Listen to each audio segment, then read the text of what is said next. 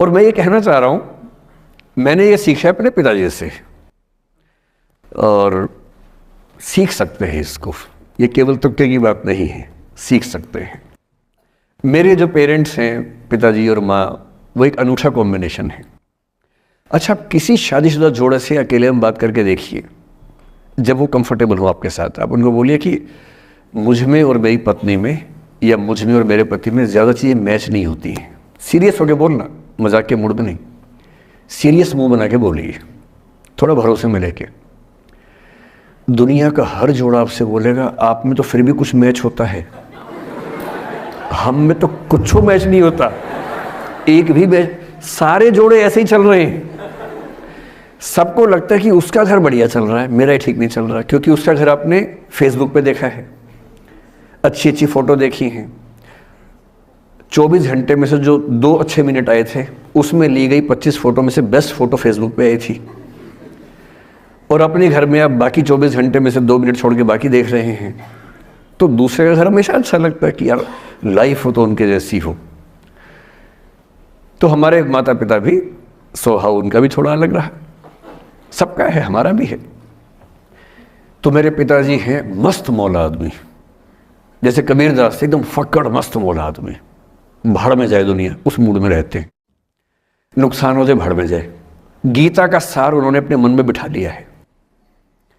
उनका बड़े से बड़ा नुकसान हो जाता है तो क्या बोलते हैं, हमारा क्या था जो लाए थे, जो लिया यहीं से लिया, जो दिया यहीं दिया, साथ लेके क्या जाना है, बात खत्म, कोई टेंशन ही नहीं उनको। और बाकी सब लोग टेंशन में कि अब क्या करें, ये हो गया वो हो गया, कैसे मैनेज करें। मेरी माँ को तनाव हो जाता था, और जब पिताजी ऐसे हो तो माँ को तनाव होगा, सीधी सी बात है। अगर माँ वैसी होती पिताजी तनाव में रहते हैं, तो सामान्य बात है। जब घर में एक व्यक्ति मस्त मौला हो तो बाकी लोग तनाव तो फिर बांटेंगे ना आपस में। वो बड़ा तनाव में रहती थी, उनको घर की चिंता, बच्चों की चिंता बहुत सताती थी। पिताजी भी चिंतित थे बच्चों को लेकर, जैसे कोई पिता होता है, पर उनकी नेचर थी कि ठीक है देख लेंगे जो होगा, अरे देख लेंगे, अरे भाड़ में जाओ, उस मूड में रहते हैं, आज भी रहते हैं।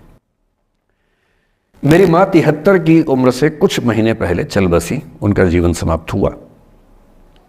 मतलब मुझे नहीं पता कि जीवन क्यों समाप्त होता है, क्योंकि बड़े बूढ़े कहते हैं कि हर व्यक्ति की सांस का इतिहास है, सांसें लिखी हुई हैं ईश्वर ने, उतनी सांसें मिलेगी। मुझे बहुत भरोसा इस बात में है नहीं, क्योंकि भगवान ऐसा क्यों करेगा कि जापान में सांसें ज्यादा लिखेगा और अफ्रीका में कम लिखेगा, भगवान ऐसा क्यों करेगा। और अगर सांसें पहले से लिखी हुई है तो हमारी जीवन प्रत्याशा क्यों बढ़ती जा रही है। अगर सांसें पहले से फिक्स हैं तो आजादी के समय से लेकर आज के 70 साल में जीवन प्रत्याशा लगभग 2.5-3 गुना बढ़ गई। और हम ये भी कहते हैं कि लोग खराब हैं। अगर लोग बुरे हैं तो जीवन छोटा होना चाहिए कर्मों के हिसाब से। लोग खराब हैं और जीवन बड़ा होता जा रहा है। तो मुझे उन मान्यताओं में बहुत भरोसा है नहीं कि सांसें लिखी हुई हैं। अगर सांसें लिखी होती तो मनुष्य की औसत आयु 25 साल से ऊपर नहीं होनी चाहिए थी, 25-30 मैक्सिमम। और हम 70-80 साल धूमधाम से जी रहे हैं, जिसका मतलब है कि यह भगवान से ज़्यादा इंसान ने लिखा है, मेडिकल साइंस ने लिखा है, वैज्ञानिकों ने लिखा है। और मैं ऐसा व्यक्ति हूं, मैं बहुत धार्मिक व्यक्ति हूं नहीं, और मैं इसको छिपाता भी नहीं हूं। मैं बहुत छिप छिप के बहुत जी लिया। अब मैंने ठान लिया कि मैं जैसा हूं वैसा रहूंगा। ना मुझे किसी पार्टी से मतलब है, ना किसी विचारधारा से मतलब है। मैं विचार वाला आदमी हूं, धारा वाला नहीं हूं। जिसको धारा में बहना है बहे, हम तो अकेले चलेंगे, विचार के साथ चलेंगे। जो ठीक लगता है वो बोलेंगे और वैसे ही रहेंगे। हाँ, गलत बोलने से बचता हूँ, किसी के बारे में गलत बोलना मुझे अच्छा नहीं लगता है, लेकिन जो सही लगता है वो तो बोलूँगा ना भाई। मेरे पिताजी 81 साल के हैं, अभी 81 साल के हुए कुछ दिन पहले, और एकदम मस्त मौला आदमी है, मुझसे ज़्यादा युवा हैं। मैं 50 साल का बूढ़ा हूँ, वो 81 साल के युवा हैं।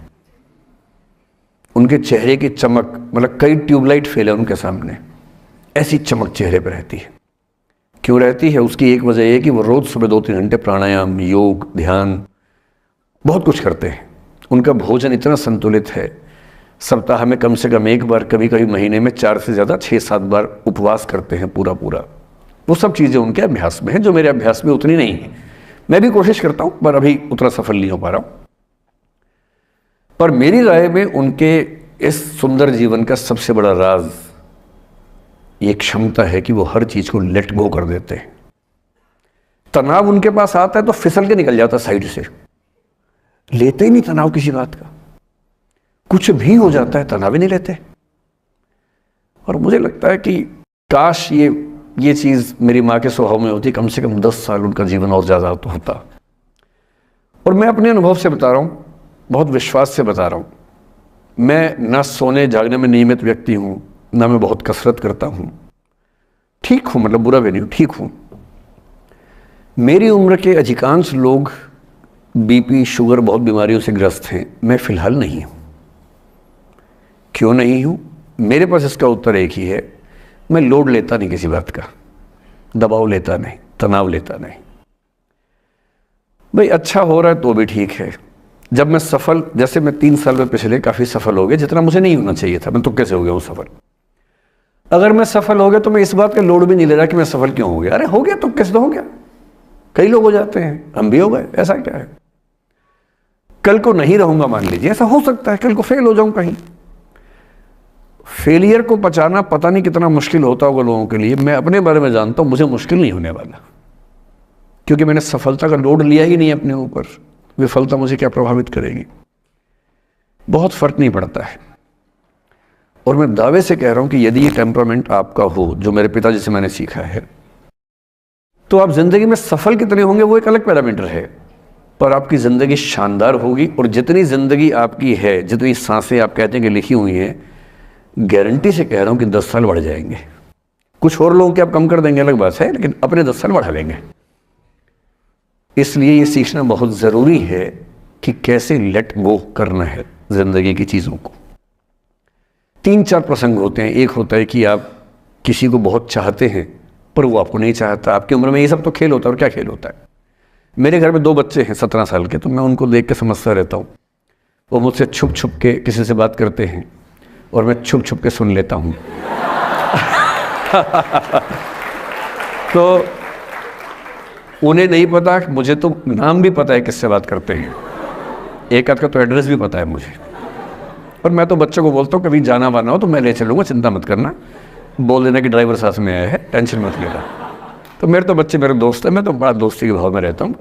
मेरा एक ही बेंचमार्क है कि वो जिस उम्र में जैसे हैं मैं कैसा था, और वो मुझसे अच्छे चल रहे हैं। उससे ज़्यादा उम्मीद मुझे करने में नहीं चाहिए। मैंने जो कुकृत्य 8वीं क्लास में किए थे उन्होंने 11वीं क्लास में किए, तो बहुत है। मैं ये क्यों मान के चलूँ कि वो देवी देवता पैदा होंगे? मेरे ही तो बच्चे हैं भाई। जीन तो मेरे ही है, तो कैसे देवी देवता हो जाएंगे? तो ज़्यादा उम्मीदें क्यों पालनी है बच्चों से भी? मैं क्यों चाहूँ कि मेरा बच्चा IAS जॉब करे? क्यों करे? वो IAS भी क्यों करे? उसका मन करेगा तो करेगा, नहीं करेगा तो भाड़ में जाए। अगर वो कहेगा कि मुझे स्टार्टअप करना, स्टार्टअप कर लो भाई। अगर वो कहेगा मुझे कुछ और नौकरी करनी है प्राइवेट सेक्टर में, तो वो कर लो। मैं क्यों ठेकेदार बनूं उसका भाई? मैं क्यों ये चाहूँ कि वो मेरे रास्ते पर चले, मुझसे बेहतर बने? ये सब बेकार की बातें हैं।